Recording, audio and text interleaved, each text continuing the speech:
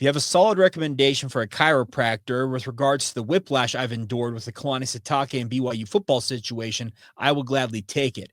We're going to get into what I know, where I think things are heading, and why I ultimately believe this is a net win for BYU.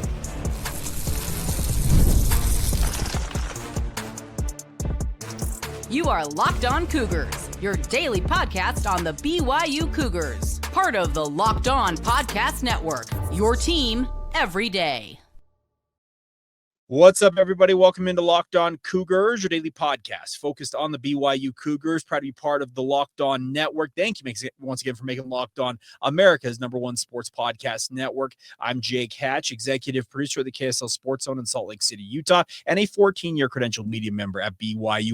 I am your resident expert and insider, your host here on this podcast, and as always, thank you for making Locked On Cougars your first listen of the day. Coming up on today's show, we are talking about the latest and the greatest when it comes to the Kalani Sitake situation involving BYU football. What I know, what I believe what's happening, I guess, moving forward for BYU football. Then we're going to talk about what's the end goal in all this. What ultimately does it mean for BYU? What does it mean for Kalani? What does it mean for everybody that's wrapped up in this? We'll get into that. And then we'll finish up today's show with, some actual on-field talk, because there are reinforcements coming for BYU ahead of their matchup against Texas Tech on Saturday. And there are some pretty dang good ones coming for BYU. We'll see if it can make an impact on the gridiron. So it's all brought to you today by our friends over at Game Time. Download the Game Time app today. Create an account, redeem the promo code LOCKEDONCollege, and get $20 off your first purchase. All right.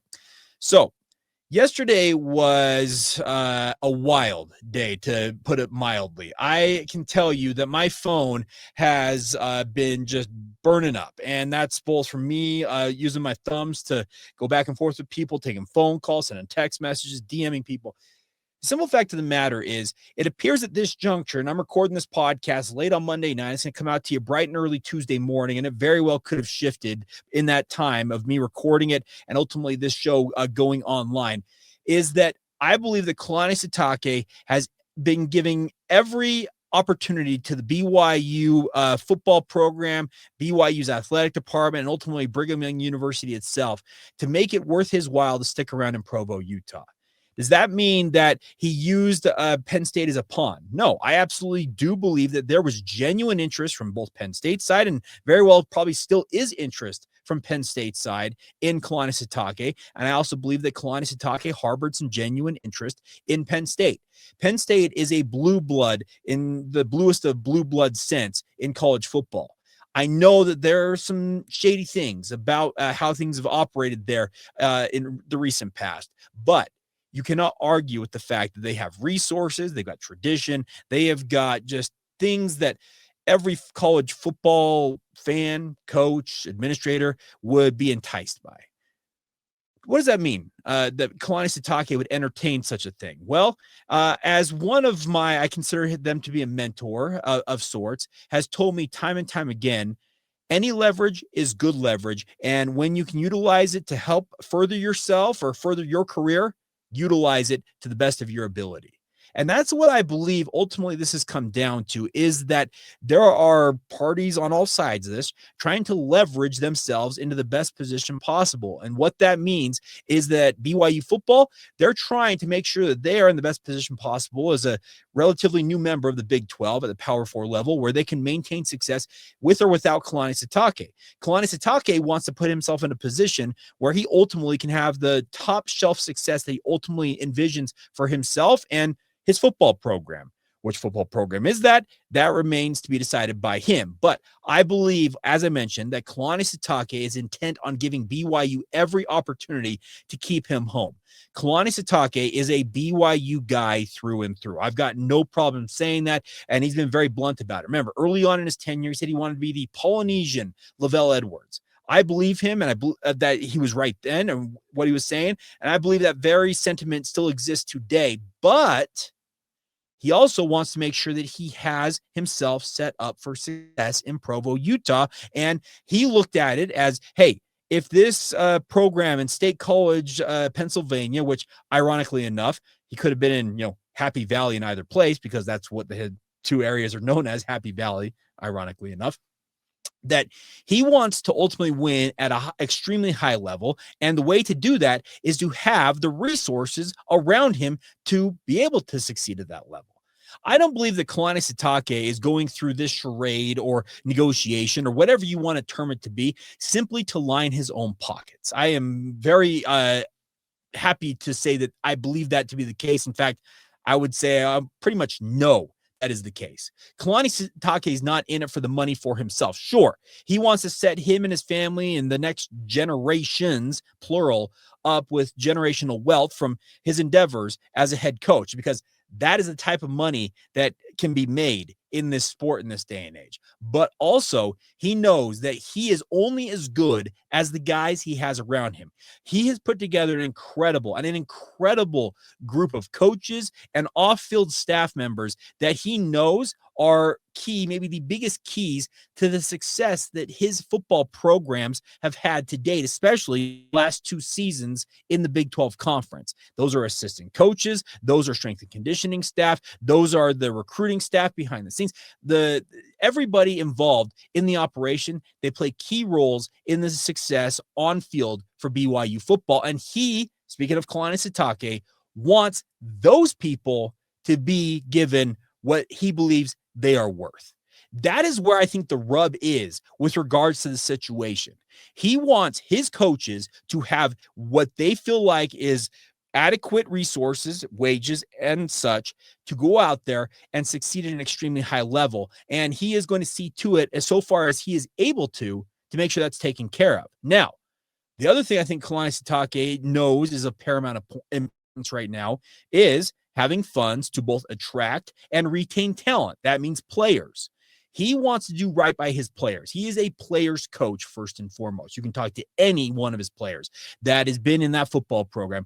Kalani Sitake is about the player first and foremost because he has been a player. He has been in their shoes. And had he played in a different era of college football, I'm sure he would have been more than happy to cash in on NIL, revenue share, and all the other different things that football players of this generation can cash in on. They can set themselves up before they even go potentially to the professional level with really incredibly fabulous amounts of wealth. And Kalani Sitake wants to make sure that he has the funds to bring that talent to Provo, Utah, to make it worth their while, to stick around, which ultimately lends itself to, once again, on-field success where BYU is going to win. All of this comes down to, in my mind, that Kalani Sitake knows that with the amount of winning that he is doing on the field for BYU right now, consider what they've accomplished. They are 22-3 in the past 2 seasons alone at the Power 4 level. With that amount of winning comes heightened expectations because you obviously, as a fan, want to see BYU win at the highest levels possible. You know what has to happen to make that continue to be the case? Well, you need to have the adequate resources, to get people to Provo, Utah, ultimately the players who make the plays on the field, but also make sure they have all the resources around them to have success at the levels that BYU aspires to have, is already having, and potentially could have when they try to chase potentially a national championship. That is where I think all of the rub comes down in this, that Kalani Sitake, he's fighting not just for himself. He is fighting for literally everything else around him because he knows what's at stake here. He knows, and I think in his heart of hearts, he believes that he can win a national title in college football in this day and age, but it requires, as it often does, cold, hard cash. BYU has boosters who have got some pretty deep pockets. You need to look no further than what they have done with the BYU basketball program and Kevin Young. And I'm not saying that football has been left by the wayside. Trust me, there has been a massive investment in BYU football, but to maintain the level and levels of success that BYU is having, those levels, that investment, it's only going to be required. I butchered that. Only going to be required to go up, commensurate with the amount of winning that BYU football is doing. That's I think where the rub comes down on all this, that why Kalani Sitake was even flirting with Penn State in the first place. It was simply, I think, to make sure that whether it's in Provo, Utah, or in State College, Pennsylvania, he had what he felt like he needed to win at the highest levels of college football. Now, that lends itself to the question, what in the world is the end of this? What is the end goal in all of this for Kalani Sitake, for BYU? What ultimately could come out of this? Well, I think some good things could come out of it, and I'll elaborate further on that coming up next.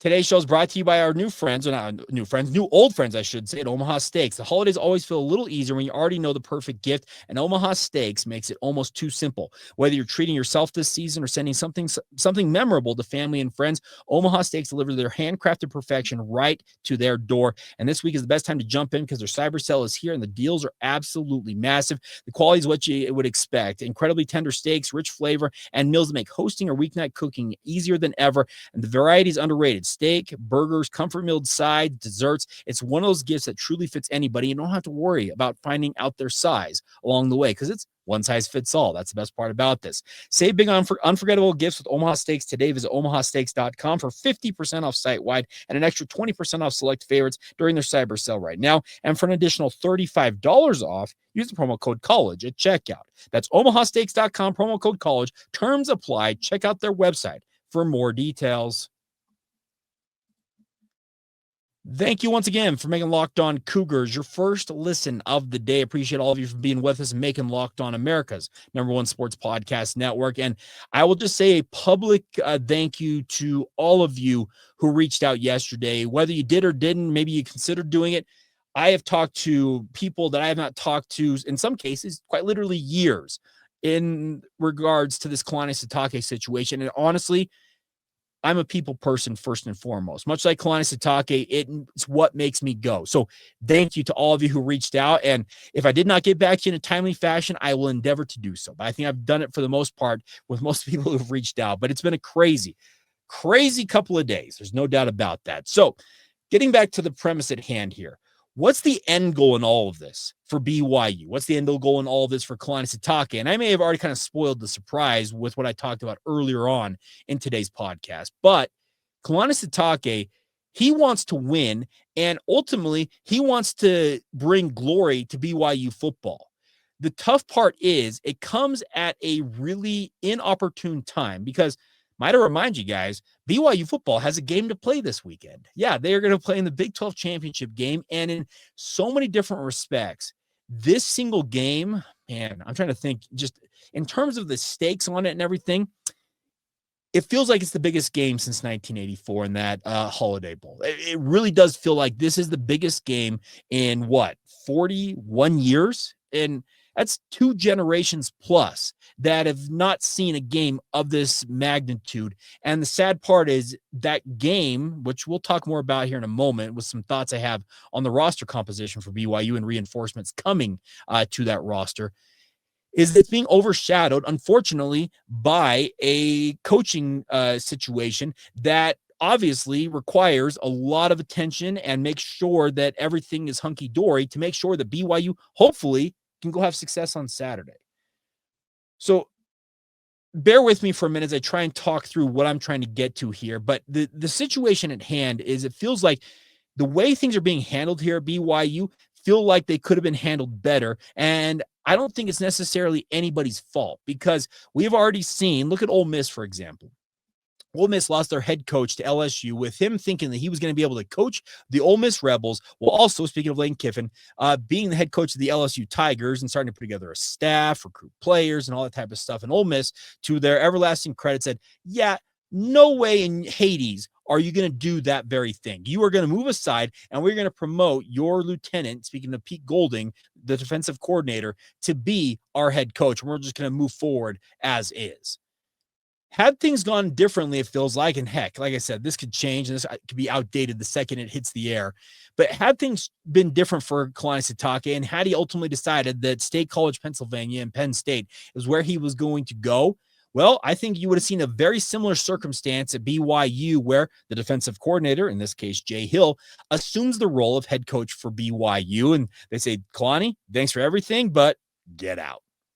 Like, I know that sounds so obtuse to say. It really does sound harsh, but it's kind of the reality of what's been created here in this circumstance. It's fair to nobody. It's unfair to the head coaches. It's unfair to their assistants. It's unfair to their staff. It's ultimately biggest unfairness goes to the players themselves. Because I feel for Ole Miss. Who knows what the playoff committee is going to do tonight with regards to their placement in this college football playoff rankings and where they ultimately end up when it comes to the college football playoff. But it could also be the circumstance BYU very easily could have or could still find itself in. So the end goal in all of this, it feels like, at least in my mind, is that BYU is trying to do right by itself. Completely understand that. You want to protect yourself. Kalani Sitake is doing the same thing. Penn State is doing what's in their best interest as well. But the end goal in all of this, in case of BYU, because this is Locked On Cougars, Locked On BYU Cougars, is the BYU wants to make sure that they have at least continuity in their back pocket should things go sideways. Kalani Sitake, he believes that he can win at a very high level because he's already proven that he can win at a high level. It's not happenstance that BYU has just stumbled their way in to going 11-2 last year, and then this year going 11-1 so far with who knows how much further they can go. It has taken literally a decade's worth of work to build BYU to this point. And yes, joining the Big 12 Conference was an absolute, just incredible boost for BYU.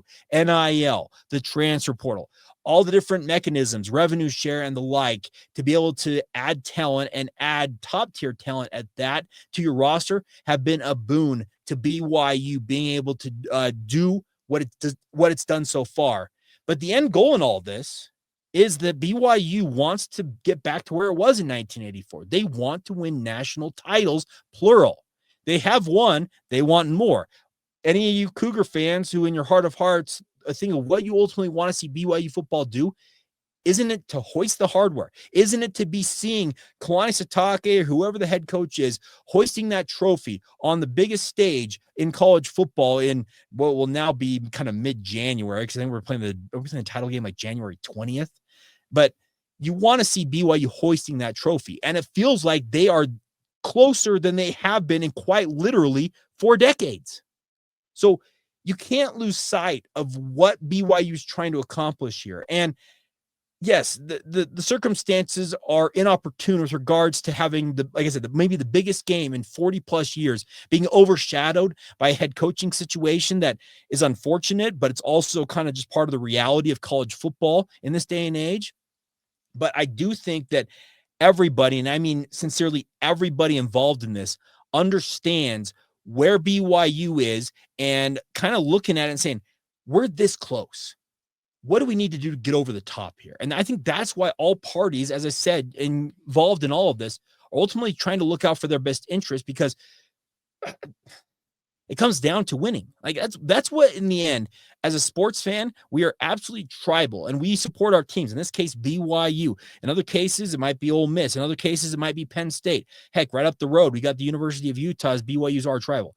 We are tribal about our allegiances to our teams, first and foremost. And what you want them to see them do is win, and win at the highest levels possible. So I can understand that everybody involved in this is looking out for their self-interest, but also I think that there's a bigger picture that isn't lost on anybody who's involved in this either, knowing that the ultimate goal is to hoist the hardware, is to win national championships, and to be the best that you possibly can be, and if not the best of the best. So I don't even know if I made any sense with anything I just said in that last 8 minutes or so, but I hope it came across as what I'm trying to get across to you guys is everybody wants to win, but they're trying to do it in the way that they feel like is going to ultimately help them. BYU, and I think most people understand this, BYU football is looked at as a missionary opportunity for the Church of Jesus Christ of Latter-day Saints. They get the message of the gospel that the Church of Jesus Christ of Latter-day Saints is trying to share with the world literally into homes, and it opens doors, not literally, but figuratively, that would quite literally never be opened if a missionary were to knock on that door. That is the exposure that BYU brings to the masses out there. And if it takes winning a national title to ultimately get into some of those doors, BYU is going to chase it, it feels like, to the ends of the earth. And Kalani Sitake rightfully is doing the things he feels like are necessary to get him and BYU to that level as well. So thank you for hearing me out as I tried to talk through kind of my thought process on what the end goal is here for BYU football. Now, there is a game. Yes, there is a game being played on Saturday. It's crazy that it's on Tuesday, and it seems like we have lost sight of the fact that there is a huge game on the horizon for the BYU football program. The good news is, with regards to that game, is there are reinforcements on the way to bolster BYU's lineup in this game, and I think every one of them, at least 2 or 3 of them in my mind, have a potential to make a major impact in BYU's fortunes in said game, and we'll get more into that next, right here on Locked On Cougars.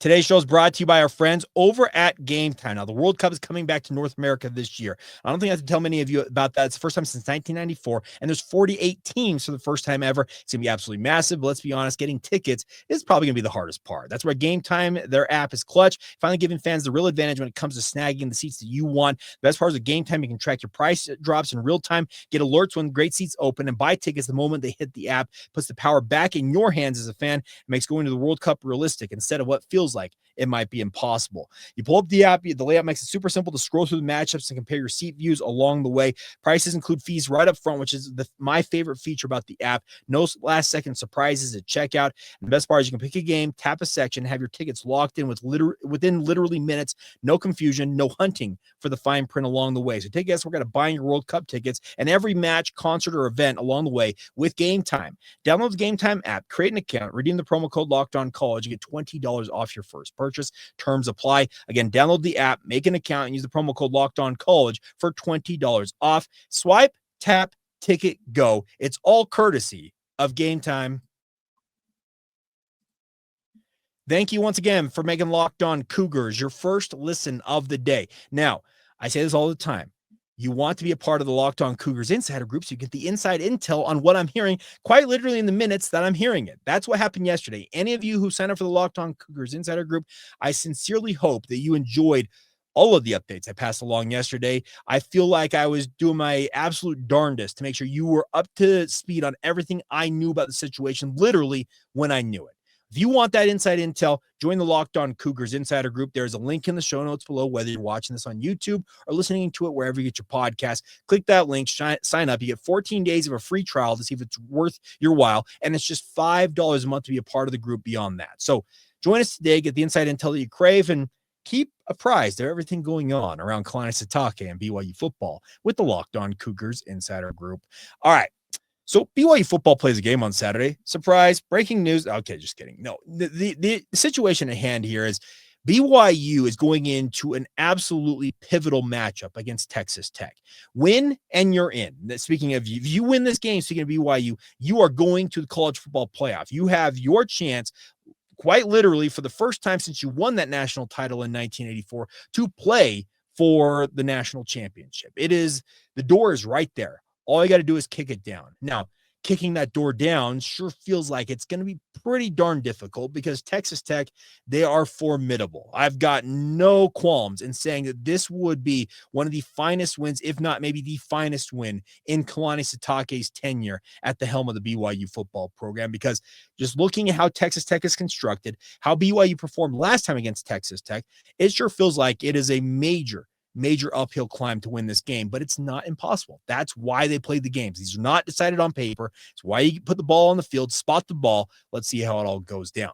The good news is, if you're talking about it from BYU's perspective, is there is reinforcements coming. Now, if you saw the depth chart come out yesterday, you may have noticed there are at least 2 names that I think are major re-additions to the roster for BYU. Number 1 at running back, wearing the number 30, that would be the one, the only Sione Moa. Now, Sione Moa has not played since the East Carolina game. He's quite literally missed the entire Big 12 season after playing in the early part of the season as the backup to LJ Martin. Sione is considered to be the Robin to LJ's Batman, and to not have him, it's made it a pretty tough road for BYU in terms of LJ having to shoulder, quite literally, it feels like, a bigger load than you would have otherwise maybe had him shoulder. Well, Sione Moa, and I think it's pretty well documented now that he had what they call compartment syndrome in his thigh coming back from the East Carolina game. Compartment syndrome is absolutely horrifically scary. And any of you who do not know what it is, Google it. It essentially can cause you to lose limbs. Let's just be very blunt about this. BYU's medical team provided expert care. And the fact that Sione Moa, just months after suffering an absolutely just horrific injury of that magnitude, could be playing in this game against Texas Tech, it's a miracle in so many different ways to have him back on the field. And it absolutely bolsters BYU's chances if they have their 1-2 punch at running back to run behind what has been a pretty solid run blocking offensive line. That front seven for Texas Tech, it is maybe one of the best, if not the best in the entire country. And you're going to have to soften it up with your running backs. But to have two guys to be able to do that versus just LJ Martin, it feels like it helps BYU's chances in I'm not mincing words when I'm saying that re-addition. If Sione Moa is capable of spelling LJ and being effective, that would go a huge or long way towards BYU having an opportunity to maybe boost their chances in this game. Now, flipping over to the defense, there is another re-addition to the roster, and that is the name Justin Kirkland. Now, Justin was a big pickup out of the transfer portal coming over from Oklahoma State. He's a Utah native, having played at Roy High School, went to Utah Tech, went to Oklahoma State, and ultimately he's now come back to BYU. Well, he played 4 games earlier this season after having a slow start to his campaign due to a lingering knee issue. And there were some people who thought, okay, he played his 4 games, and Jay Hill said he's going to redshirt. Well, all of a sudden yesterday, the depth chart came back out, and his name's back on the depth chart. And I had, trust me, a number of you ask about this. Well, here's the deal.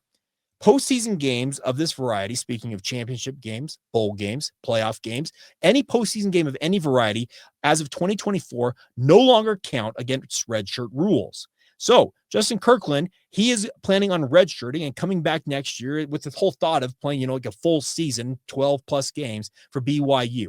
Well, he has an opportunity now to play this week against Texas Tech, and no matter what the future of the postseason holds for BYU, he is also available for that. I can tell you, having been at practice, that he has been working diligently towards being as healthy and as available as he possibly could be with the whole goal in mind of this game. He will help anchor BYU's defensive front against, similar to BYU, a very, very strong rushing attack for Texas Tech.